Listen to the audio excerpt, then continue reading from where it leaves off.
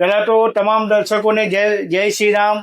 આ મંદિર ઇતિહાસમાં એવું કહેવામાં આવે છે, અહીંયા પહેલાં તાંત્રિકો હતા, એ તાંત્રિકો આ મૂર્તિને આગળ લઈ જતા હતા, પણ આ મૂર્તિ આગળ જઈ નહીં.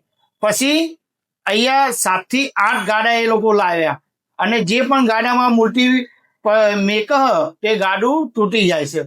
એવામાં સવાર પર થઈ ગઈ. સવાર પડી એટલે એના રાજાના કાને વાત મળી કે ભાઈ અહીંયા એક મૂર્તિ આપણે પગથથી છે. પછી રાજા અહીંયા આનું નિરીક્ષણ કર્યું, અને નિરીક્ષણ કર્યા પછી આ મંદિરનું અહીંના રાજાશ્રીએ આનું મંદિરનું નિર્માણ કર્યું. આ મંદિરનું બાંધકામ બહુ જૂનું અને 800 વર્ષ આ મંદિર જૂનું આવેલું છે. અહીંનું બાંધકામ અહીંના રાજાશ્રીએ કરાયેલું છે, અને અહીંયા આવનાર તમામ ભાઈ ભક્તોનું મનોકામના શ્રી દાદા અમારા હનુમાનજી દાદા પૂર્ણ કરે છે.